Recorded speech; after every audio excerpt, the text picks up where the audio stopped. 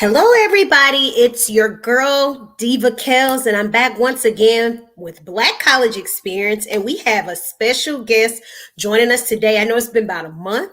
We have been off. We've been ripping and running, trying to get past all of these things, vaccinations, travel, and everything else. I've been on the road, I've been in the air. But today, we are having another great guest join us today. His name is Michael Coe. He's a former all SWAC from Alabama State and also a Super Bowl champion. We're trying to see what's going on. I think he's having some technical difficulties, but he's supposed to be joining me here in the studio if I can get him on. Slowly but surely, hopefully we can get him on. But again, his name is Michael Coe. Of course, he's a former cornerback that played in the National Football League. Again, he also graduated from Alabama State.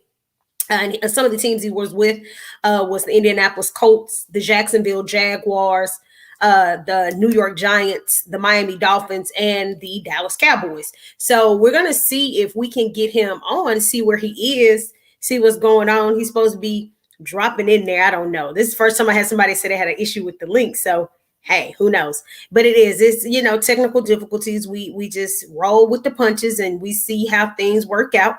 I might fade in, fade out, but we're going to kind of see what's going on here.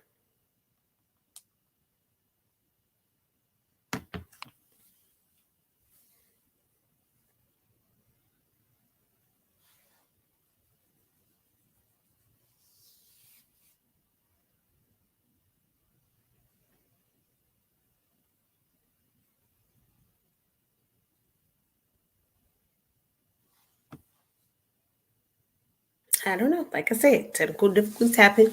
So things happen. Again, we just roll with the punches. It's not the first time I've had a technical difficulty. I didn't have calls drop, things freeze, and I had to reboot, start over. But that's the media life. That's what we do. That's how we roll, and we just roll with the punches. When things happen, we pick up where we left off and we get started once again. So we're going to see if we can get him in here within the next 5 minutes and see what's going on. Again, I might have to stop and come back, but we're going to see what happens. So give me a sec.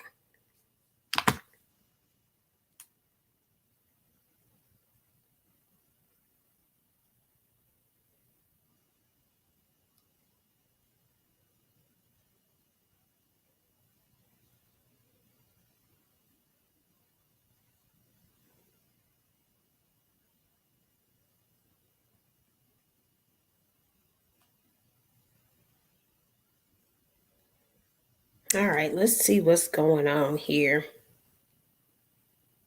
Might have to some people don't enable. You got to enable stuff. You got to enable microphones and you got to enable cameras and everything else. It gets a little crazy sometimes, but when we're using different broadcasts and different things, that's just how we roll. But that's part of it. That's part of how we roll. So we'll see.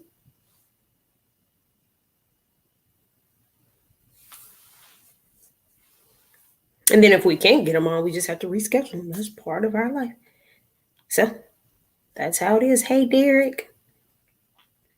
And while I'm on here, I'll go ahead and drop this nugget for anybody that missed it, or if you didn't catch it earlier. Coming up on Monday, literally, I'm going to be interviewing Stephen White, which is from the NFL Network. He is a graduate of Howard University, so he is a Bison. So again, we're just waiting. No, I'm not having technical difficulties. My guest is having technical difficulties. So I'm trying to see what's going on with him, trying to see if I can get it to link. I'm going to go ahead. I'm going to stop it and probably restart it.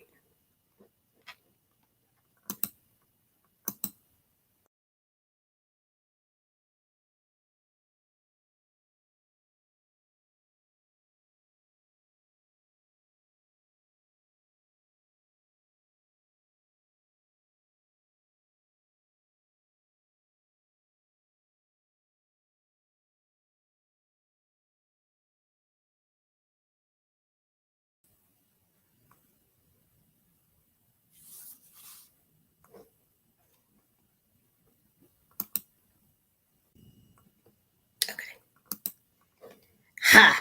There he is. There he is. So we're going to blame this on the Alabama State in him. We're going to blame it on the Alabama State because I just seen him pop up. I'm going to say he didn't enable what he was supposed to enable on his side. But we're going to go ahead and bring him on in here. Michael. Okay. Did you turn on the camera? There you go. You good. No, we're going to say it was your technical difficulties on that side. Okay. We'll rock it like that. We'll rock it like that. First of all, thank you for joining me. Thank you for coming on and agreeing to do an interview with Black College Experience. So thank you so much for that. I appreciate just being on, man. This is great. I already introduced you, but now I'm going to have to introduce you again since you decided to pop on there. Since you finally popped on there, we're going to introduce you again. So, of course, again, like I said, we have Michael Coe that's joining us. He is a former all SWAC Alabama State. He's a Hornet. Guys, Go Hornets, baby. Whatever, y'all. Just to let y'all know, Southern and Alabama State were like rounding it off right now in softball, but whatever. So we have a Jaguar and a Hornet on right now, but he is a former cornerback that played in the National Football League. And I'm going to let him tell you a little bit about himself. But as we jump into this interview, I want to go through the things from you actually playing at Alabama State, how you ended up at Alabama State, how you end up playing in the National Football League, and so on and so forth. So we'll start there. You were at Alabama State, but you didn't initially start at Alabama State. No, I got a scholarship I chose to go to University of Arkansas. That's where I could play football, run track, do everything I thought I could do. Oddly enough, I was an all-state receiver. You know, I came into college my first couple of years playing receiver, and then I moved to corner. We had a couple guys get drafted early, moved to corner, and you know, we got a new coordinator. Things didn't really work out with me there, and you know, ended up making the best decision for me. It was the best. It changed everything for me. So it was great. You know, I was a 2-year starter at Arkansas as a sophomore and junior. So it was great, man. I have great memories. I still got some friends that I talk to from there. But, you know, I tell people all the time, Alabama State is where my home is. Arkansas is where I went to school there, but Alabama State is where my home is. So, man, it's just, it meant a lot to me to be in there. And yeah. Everything. So what was it like switching positions? What was that like? It was pretty difficult. You know, I know I didn't really want to play corner, you know, so I always thought I was going to be in the NFL playing receiver, you know, like every kid. You know, I like Marvin Harrison, Isaac Bruce. I'm from Memphis, so I'm a huge Isaac Bruce fan, you know, grew up watching him.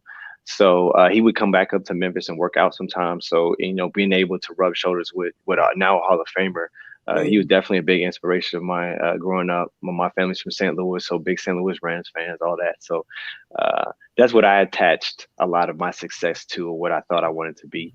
You know, moving to corner ended up being the best thing anyway.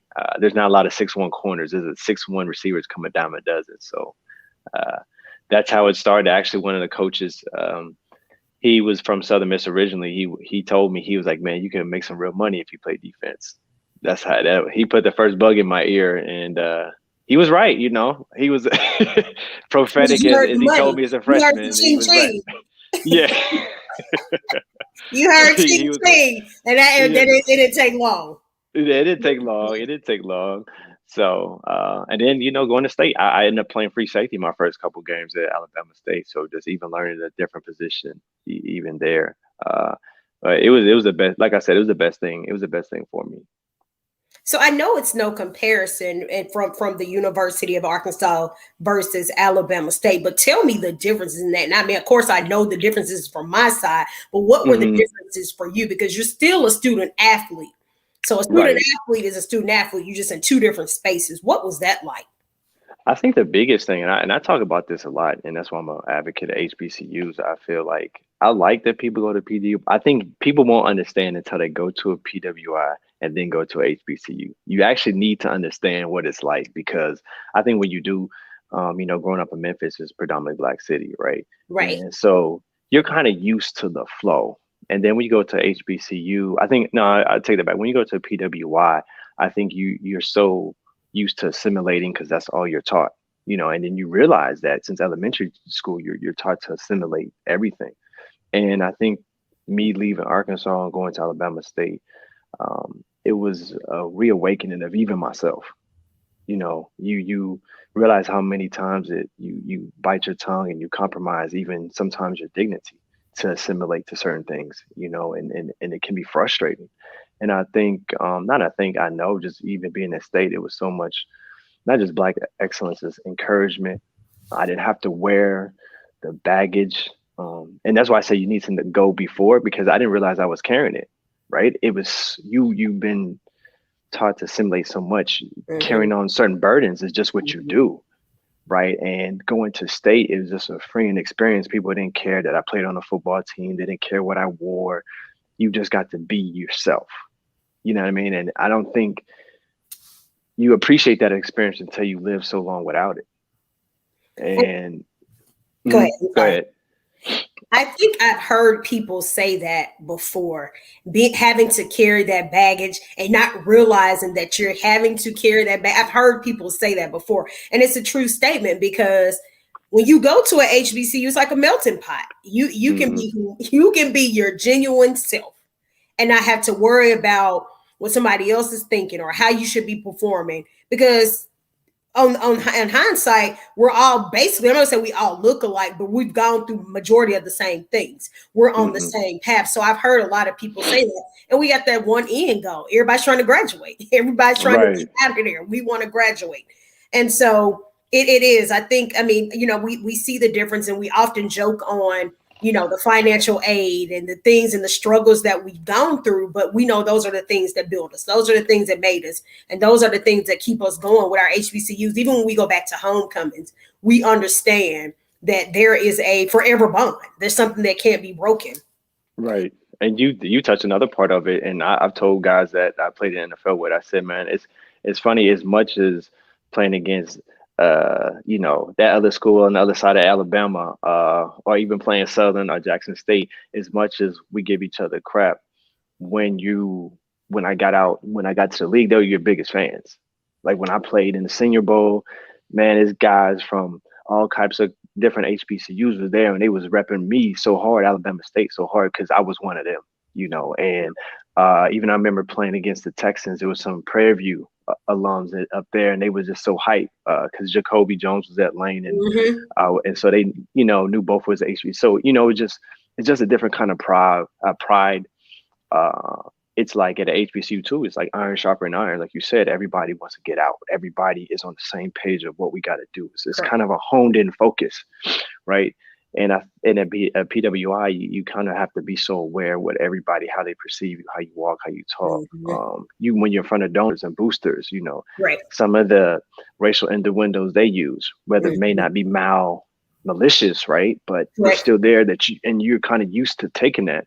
And then you step foot on that campus, and most people, I'm saying, people don't even care about that thing. They don't talk to you just about school, talk about life, your family. So it's just a different environment. I think it's more of an enriching environment that you can actually feel free to explore yourself, right? And really get to know who I am, because nobody identifies you with just what you do as far as an athlete or what you do in the band. You have guys that are engineers, doctors, dentists, lawyers, accountants. So it's different when you're at the PWIs, because you almost have to justify your existence by what you do. Oh, I play football, but I'm a marketing major and I got a 3.0, right? You have to validate why you're here. It's not just because I play football. I know I got tattoos, I got earrings, but I'm also smart.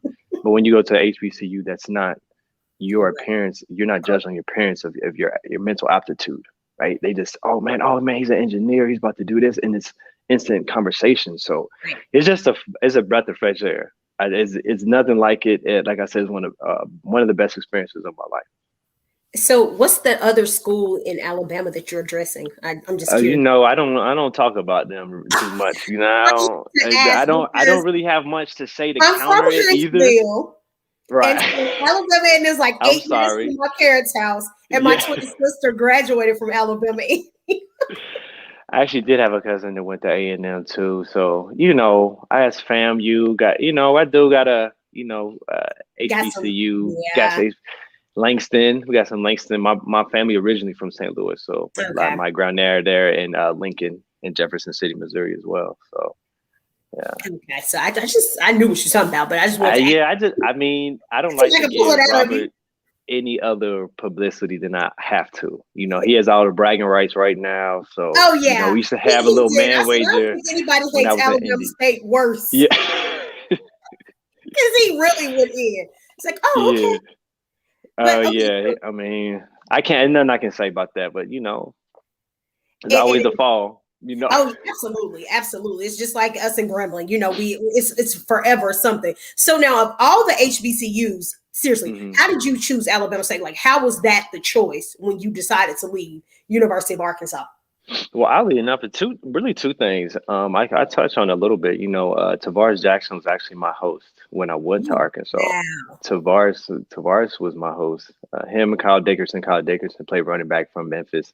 So Wow. them two are really cool. So me and Tavares got really cool. And obviously I went there. I was a receiver. Tavares, I was quarterback. And you know, we connected then, you know, receiver, quarterback, all that kind of stuff. And we became, you know, got to be good friends. He transferred there. Then my dad, I became the head coach there. So my dad was there, Tavares was there. So when I was looking to transfer, you know, had just got drafted, but you know, Tavares was my friend. We always stayed in touch. So he's from Montgomery, so you know he reps the Gump hard. He always did when he was at Arkansas, and so that was it was the best decision for me for sure. That is. I'm always interested to see how people ended up at their schools. I mean, and being that you're from St. Louis, it's not like you're close, or it's not like you're in the same hmm state or like 15 minutes down the street. So yeah, I'm always interested to, hmm Okay, so let's move into this because again, you talked about you playing at Senior Bowl. We talked about you actually being all SWAC. Let's go back to some of your college time. Let's talk about your playing time at Alabama State. Brag on yourself and tell us about Alabama State playing time. Well, you know, I was honored to be a part of that defense. Alabama State had a great defense before I even got there. So me just being a part of it that season, we had I think number one defense in SWAC, number two, we were some top 10 in FCS at one Mhm. point. Had a great group of leaders on that team. So you know, and for me, learning how to play free safety was different. But we were hungry, eager, just a feisty bunch of guys. So I had so much fun playing, playing just because you got to be on the same page. Of guys just wanted it. One mission was to eat, man, and no matter who Mhm. we played. So uh, it takes it to another level when you're playing Grambling or you know they got a big receiver. Obviously, you know Swag we throwing the ball 40 times a game, so it was definitely a challenge every week. But you know, like I said, it was the funnest time of my life, man. We I like to say we dominated pretty good defensive wise. You know, we didn't score a lot of points that year. It was just a transition. You know, Tavares had left and Kildrick had left. There was a lot of guys that left, but Jay Peck had a great season, and I think great career. I think he was Offensive Player of the Year. Ended up being Jay Peck, but you know that team to me it was a special bunch.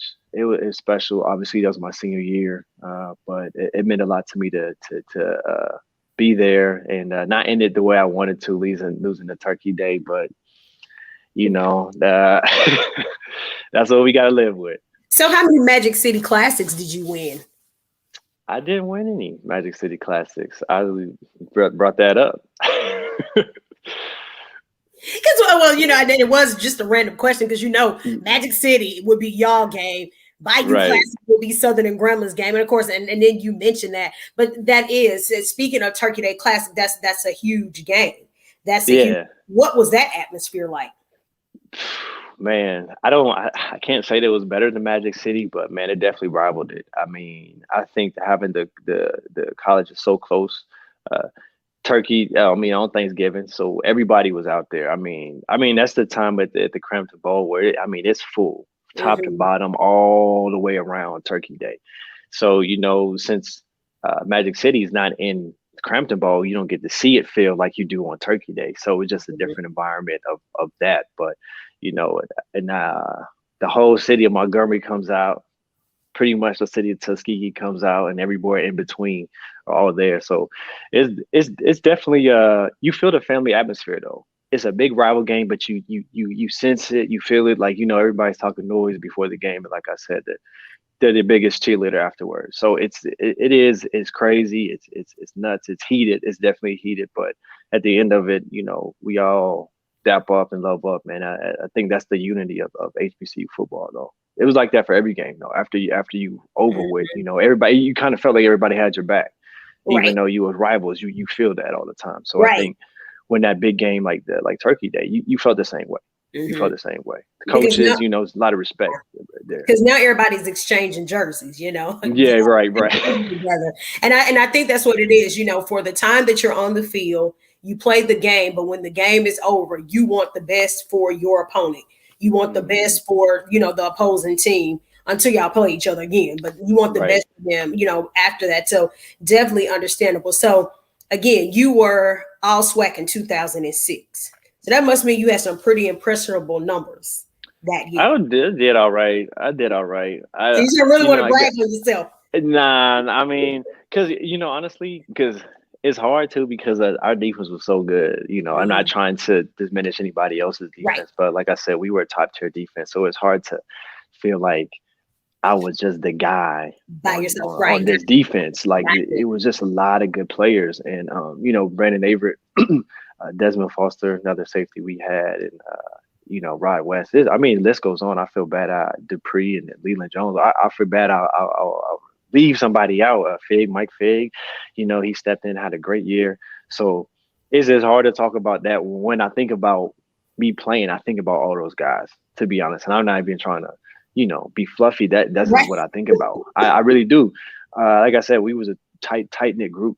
So it's hard to name one and not think about everybody else. But, we used to have competitions, who can get to the ball, like, who's going to have the biggest hit of the game. We just competed with each other, even in the game. So it was just, like I said, it was a tight knit group, and we all played for each other. So you don't get that all the time. You really don't. And that's why I'm making light of it is how I am, because you don't.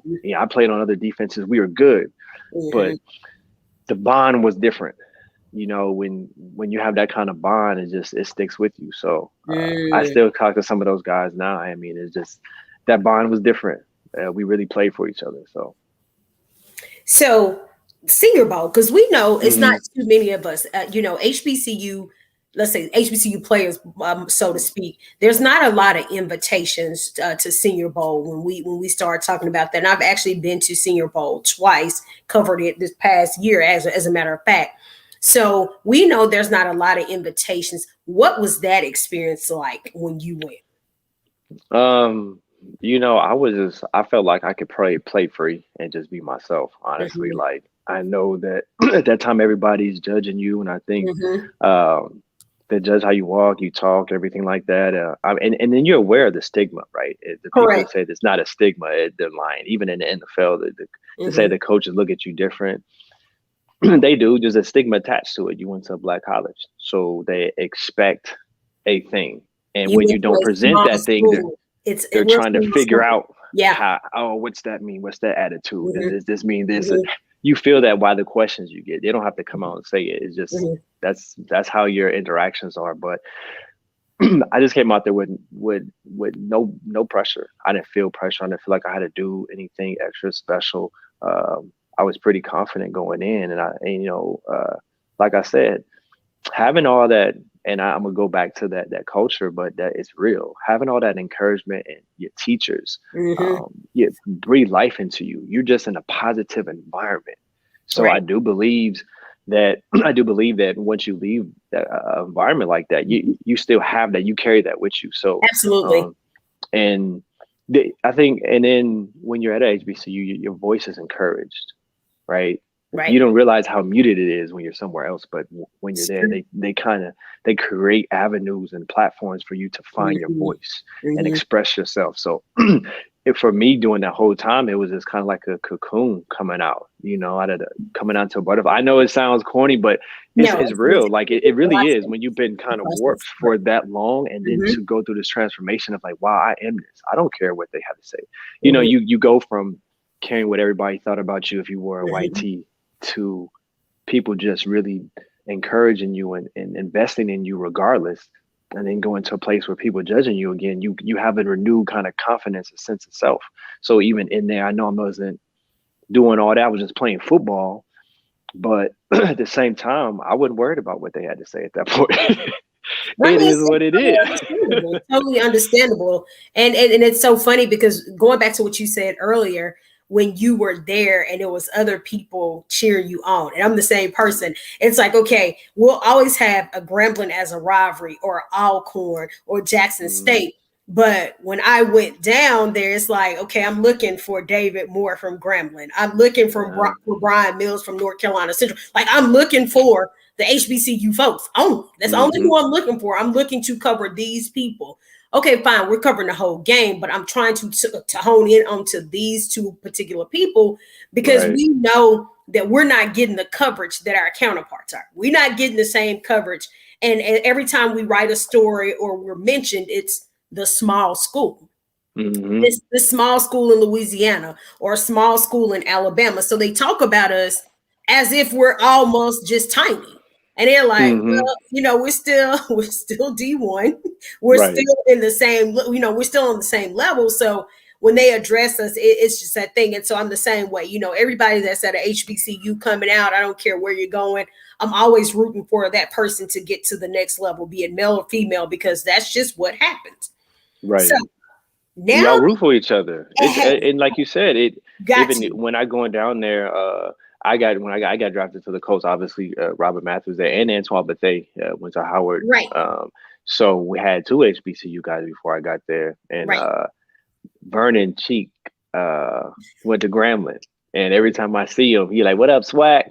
He worked for the Colts for a long time. I think he's at CBS, and he went to tennis now. But he worked in media for a long time, and he went to proud Grambling alum. So every time he sees us, he like, "What up, SWAC?" You hear him all across the cafeteria. But it's just, you know, he always rooted for me, and I tell that story because when I played with the Giants, we were in the locker room, you know, at Super Bowl time in Indy, and who comes rolling out? All I heard is, "What up, SWAC?" real loud. I turned around.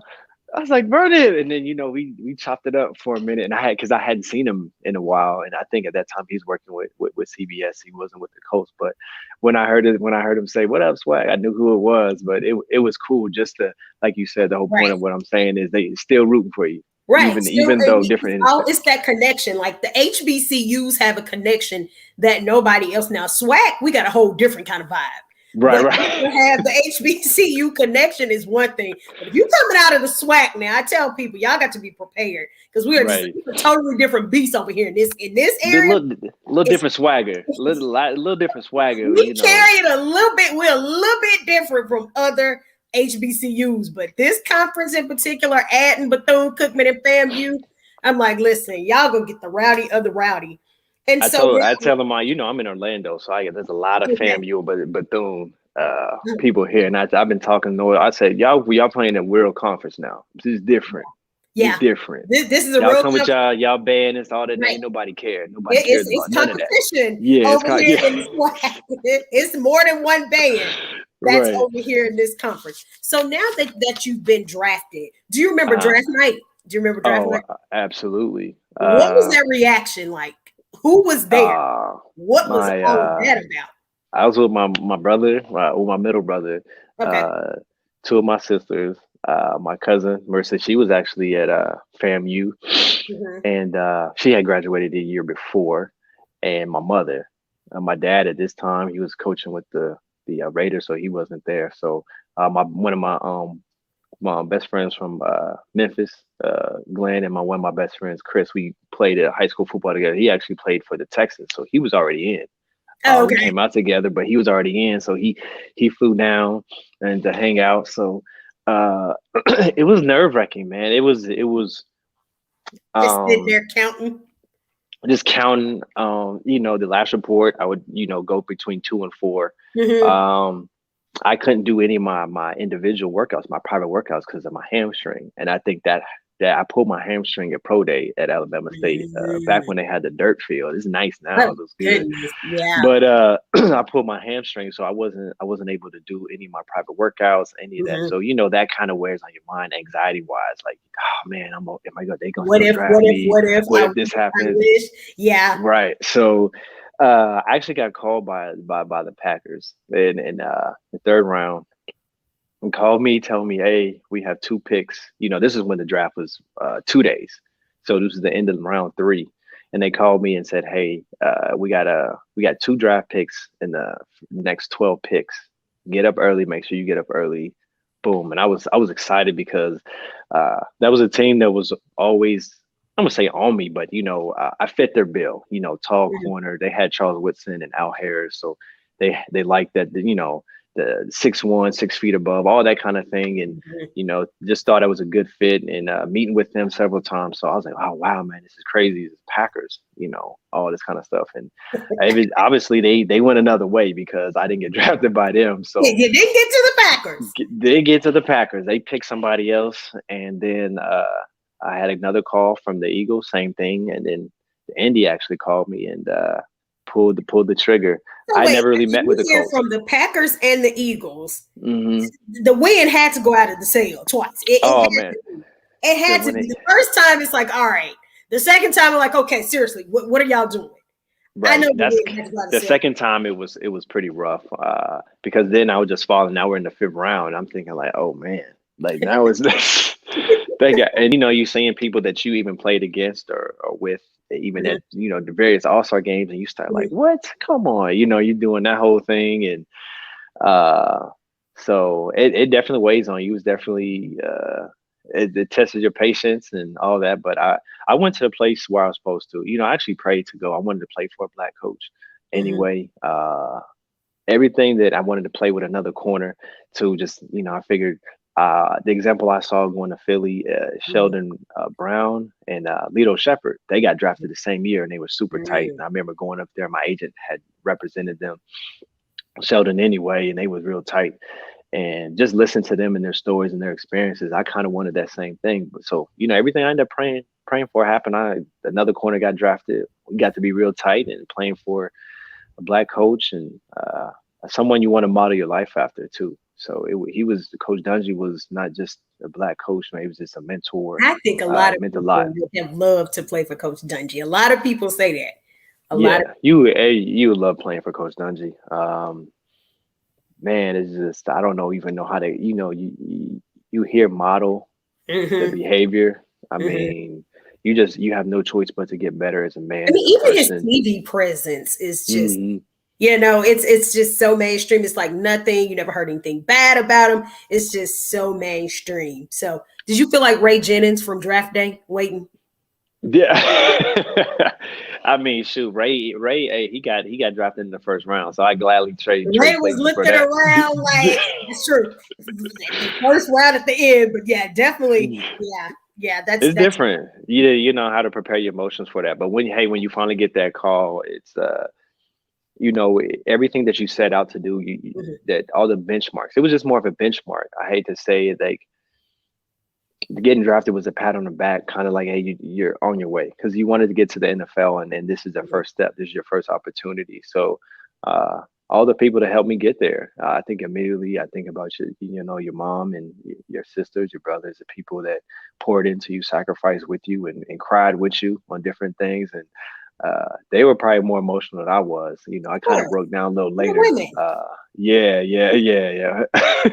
So, but it was just, it meant everything for me to have them there, to share that moment with them. They're your biggest fans.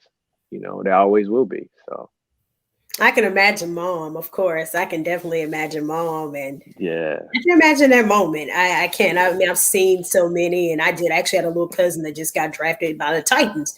So I was like, I can. The funny thing is, he got drafted, and I was in Nashville at my nephew's graduation for Tennessee State. Same night. Wow, so weird. Yeah, that's a win-win right there. I was like, oh, okay, great weekend.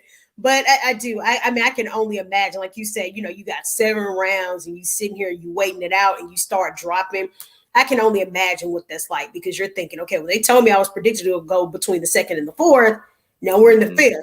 Okay, now we're getting ready to go into the 6th. So I can only imagine how that is. It's different if you tell me I'm going in like the 5th round, and then I'm starting to look promising before. But yeah, I can understand that. So now that you're in the league, let's talk about your time playing with the Colts. Was there any favorite teammates that you played with that you absolutely enjoyed playing with?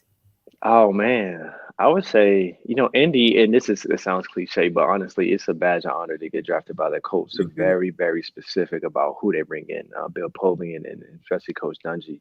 So you were around so many like-minded guys, self-motivated. So that was big for them.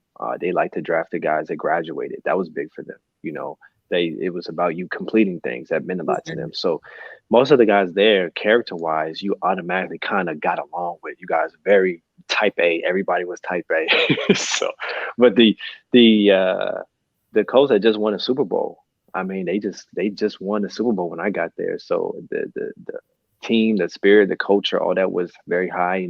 First person I met was Peyton Manning, and then about 15 minutes later, I met Robert Mathis, and then Robert was one of the dudes, honestly, man, I looked up to, really, being a guy at HBCU, and just his work ethic and how he dominated and how he went about his business. It was an inspiration to see that, and see Bethea do his thing. I think that people get lost in maybe the competition of what is pro sports, but at the end of the day, I definitely rooted for those guys. And that year, Johnny Baldwin got drafted from A&M, went to Detroit. So we played him in the preseason and got to talk with him again. So like you said, we still root for each other, but definitely Robert was a dude, and Twan was he's Mr. Reliable, Mr. Consistent. I think Twan, 14 year for Twan. So like I said, I played with Marvin Harrison, Reggie Wayne, Peyton Manning. I played with so many Hall of Famers, Dwight Freeney. Yeah. I mean, who surprisingly. Yeah, you played with some greats. Yeah. With some great people. Great play. And then, Tony team. Dungy's in the Hall of Fame. I was going to, who surprisingly who was actually cool was Adam Vinatieri. A lot of people, Adam Vinatieri is a cool dude and swagged out too. That's swagged out. We wouldn't think that, Exactly. You see my face saying, yeah. He talk a lot of noise too, and he know he good. So people love him for that though, man. Vinny, AV, Mr. Clutch too. And I remember games before, like we're going out a couple seconds before the halftime. He's about to go out there. He'll be like, watch this. I'm about to go win this game. He say stuff like that. It's great. I didn't ever come from hearing any kicker talk like that, but hearing, I was like, boy, this dude bad. He got 4 Super Bowl rings. This boy's out here. I'm gonna go ahead and win the game. You can say what you want to, 4 Super Bowl rings. Right. I'm about to go win this game. Like, yeah, look at this. And then, it was just, like I said, it was great, just a great environment. And I think great environment to learn, just being there. Like I said, Coach Dungy was just a great model of how to be a pro. And so was Robert, man. Robert is ultimate pro, how to get things done. So, like I said, those are guys that he automatically gravitated to. And he helped me a lot too, just being from state. He gravitated towards me, kind of try to show me the ropes for different things as much as he could. I mean, obviously he's a defensive end, so interaction's a lot different, but still in those times, man, those are guys you root for. And then even leaving there, I still root for those guys. And still cheering Twan on, man. He may get back one more year. Think you're gonna get one more year back in there? He may get one more year in there. Hey, and I do. It's so funny because Robert was the one person when I started to say, I started this so long ago, I always said, if they want you, they'll find you. And it was when Robert was drafted that I started saying that. And from that point on, and we see how long ago that was, I've kept that in my mind. If they're really wanting to draft you or somebody really wants you to come play, they're going to follow you. They're going to find you. And so when people start to say, oh, you can't be drafted from HBCUs and there's no talent there and so on and so forth, I always go back to that. If they want you, they'll find you. And yes, Robert's work ethic is insane. He has a crazy, crazy, insane work ethic. And I mean, even still now, stuff that he does and things that, things that they do as far as their foundations and things of that nature. It's just crazy work ethic and the giving back. And it is very respectable. So playing under Tony Dunn, I can only imagine what that was. I can only imagine. It was just the next level.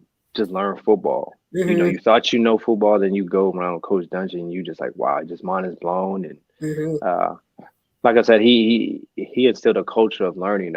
You weren't afraid to ask questions. He was all about the details, and the guys helped you out with those things. So being able to see the game through Reggie Wayne's eyes, or Peyton or Jeff Saturday, even, asking Jeff questions. I learned a lot from Jeff Saturday, just playing center, how he reads defenses. I never forgot that. He sat down and talked to me for a long time. Like, we met with him a couple times. Just real interesting. Got to pick those guys' brains. So like you said, it's just playing under Coach Dungy in that environment. Had several other, Black coaches there too. So it was just a unique feel that you don't really get, that I never had in football up until that point. Besides going to HBCU, but then having a culture where it's predominantly a white culture, pretty much NFL, but then having this unique experience in Indy where you have a Black head coach, actually more than one other Black coach on the field, and then actually having Black players. And then, like you said, Robert, he even was hyped when I got there. He told me, he was like, I tried to tell him, like you said, with a good, they'll find you, and try to tell them that there's a good players in the HBCU level, is a great players in the SWAC. So he was like, I tried to tell him, man. He was like, that's what I'm talking about. Like, so even then, the guys, like I said, root for you. That's awesome. So now everybody has their rivals. Was there anybody that you hated to play against? Like anybody on a specific team, or anybody you just, all right, we go busting heads, we about to knock them over? I didn't like the Eagles. I still don't. I never liked that team. I have nothing positive to say about that team. So the fans is nuts. They throw stuff at you, but and then when I played them, obviously, I had a co-host that said that about the Eagles, and because he's from Philly, and so he was talking about the times where, I guess, if you got arrested, like they had the jail like in the stadium, and so he was like, we just ruthless. And when he started explaining to, I was like, oh no, I can't go there. I was like, y'all that crazy, and y'all play my team, and I'm gonna say something, and y'all get crazy like that, and I'm gonna be in jail for the weekend. I can't go there. They provoke you, and then the fans talk a lot of noise, and then the Eagles themselves talk a lot of noise. And at that time, they talked a lot of noise, and they had 1-0. So the Giants were like an hour away down the street. It just, you love to hate those guys. I know I can't speak for everybody. That's just how I felt. I had my own personal beef with it. So that's that. I mean, the Cowboys that's kind of like a brother type team. You loved you didn't. I ain't like them either, but it was all. I mean, it's a different feel. It was a different feel. Cowboys fans are different. They're different than the Eagles fans. The Eagles fans were like, they live for this today. Like it was going down. If they could come on the field and fight, they would do that. No. Yeah, they were. So, different teams, different things. So any other team that you played for, what was that like? The Giants was awesome. I loved it there too, to be honest with you. Coach Coughlin was a lot like Dungy, just a different method, but the accountability, the detail, the putting the ownership on the players, expected you to be men, laying out expectations, all the same thing that Coach Dungy did very, very well. And I think those are the things that they have in common, casting vision. Coach Dungy was great about that every meeting. Coach Coughlin was great about that. It gets tired of hearing, but he cast vision every time. And the reason why I say that, going on other teams, I've been on other teams, and coaches weren't like that at all. and the culture is totally different. I think that's an overused term, but underappreciated is culture. I mean, it is a lot, and that's the Mhm. soil that you're planted in. Just like we talked about at PWI versus HBCU, the soil Correct. that you're planted in is very important Hmm. to be able to nurture those guys, develop you, and your teammates grow you. So Giants was great. Had more Southern guys there. Coaches had most of the guys was up north, Big Ten guys. But down the Giants, we had a lot of Southern boys. So a lot of Texas, Louisiana, Florida, Georgia guys. So there, you get different common bond there. Hmm. So it was fun too, and at that time of my career it was probably the best thing for me. Being able to be under Dungy, then kind of leave the nest, so to speak. But injuries was my thing. Even went to New York, but in India I was just hurt. Just couldn't stay healthy. Different game. Collisions were more violent, and Hmm. it's not really it's the wear and tear. It's not the first or second one, but it's week 10. You've Yeah, been playing so long and hitting for it so long. starts to It's wear on you. Yep. your Kind of body. like a ticking time bomb is just waiting to explode. And you that first year or so is a learning experience. How much you Hmm. need to work out, how much you need. You figuring that out as a rookie. You lose weight during that Hmm. season. In college, I didn't really lose too much weight of anything, but in the NFL season, oh yeah. So you guys like, man, you got to double down on your calories because you won't be able to. Even for me anyway, the way I carry weight, I wouldn't been able to last.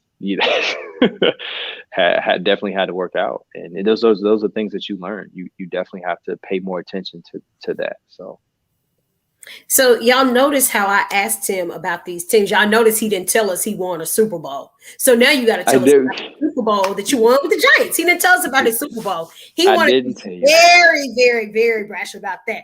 Now you got to tell us about the season you won the Super Bowl.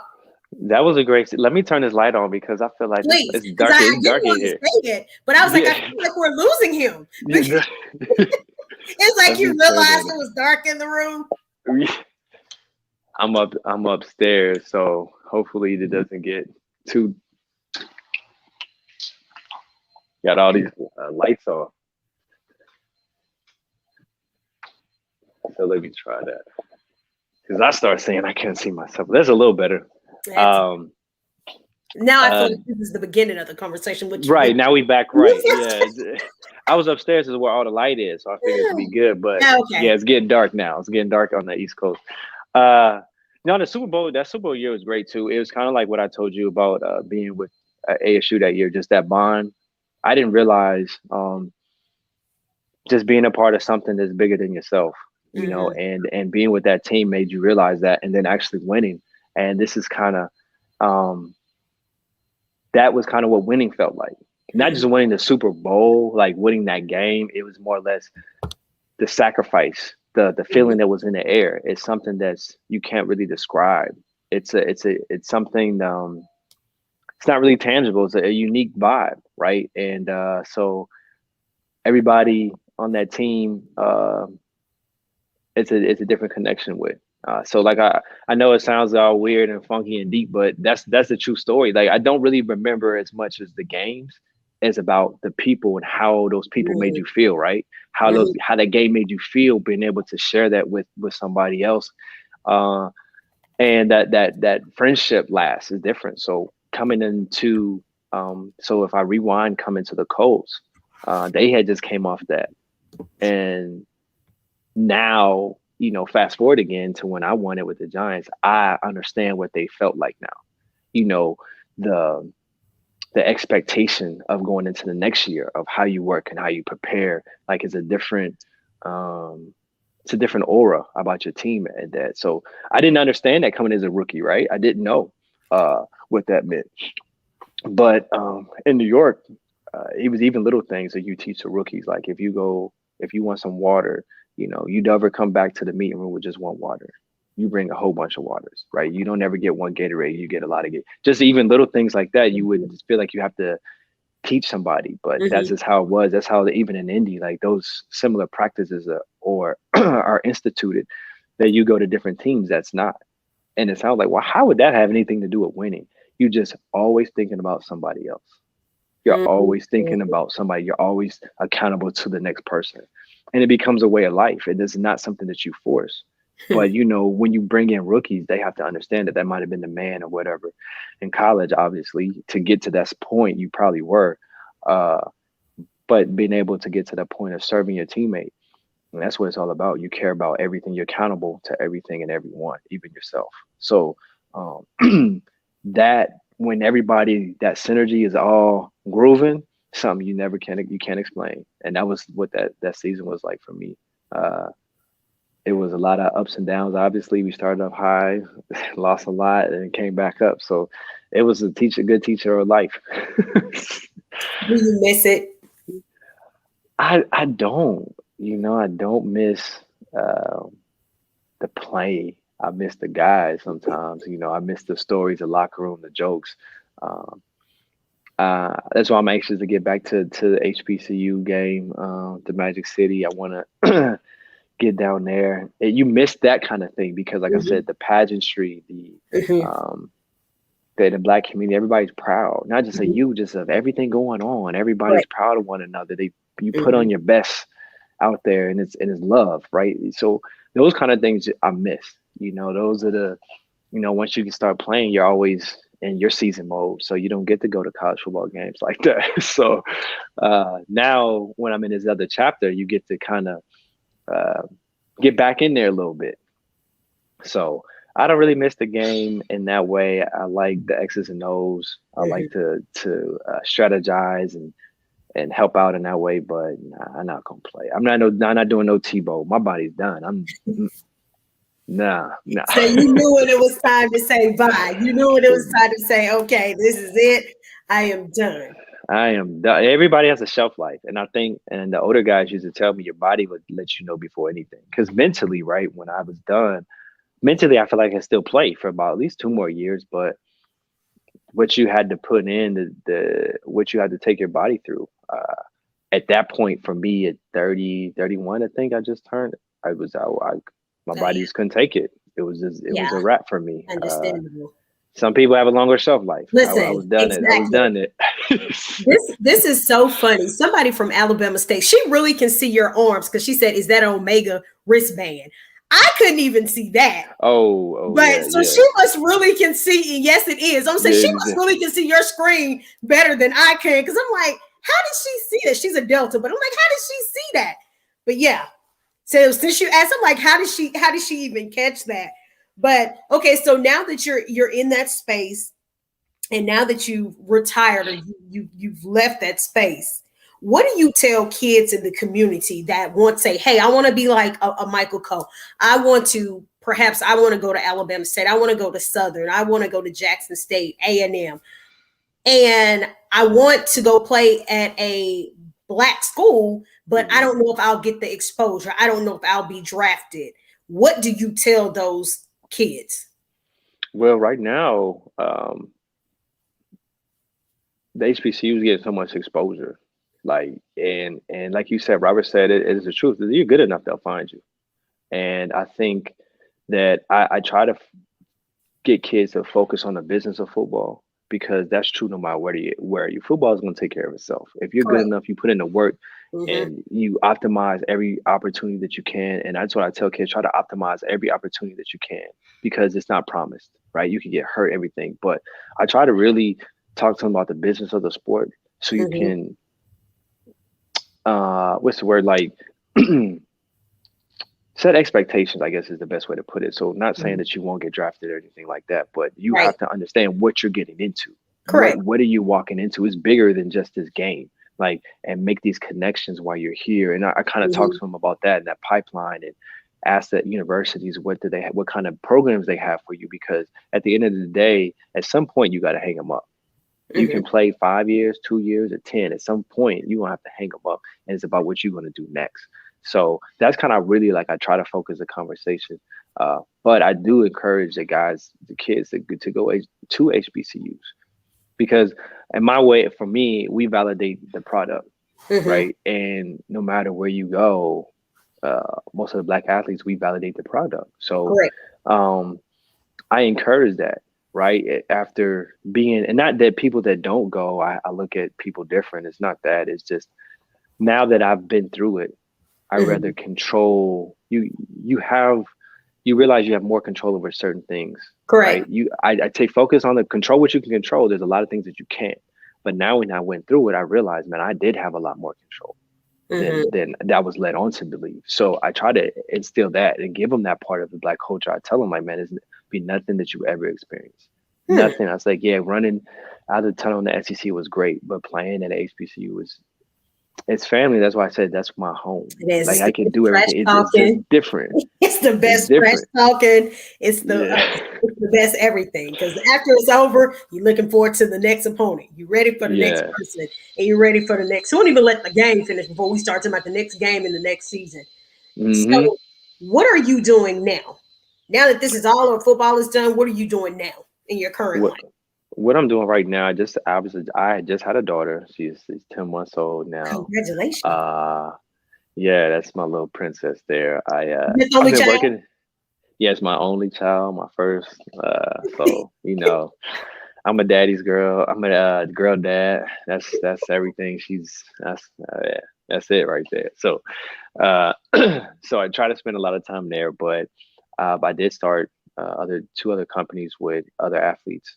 I do business development during the day. That's the regular job. But what I'm doing now is using our platform as Black athletes and entertainers and celebrities try to collab to validate each other's product in our community.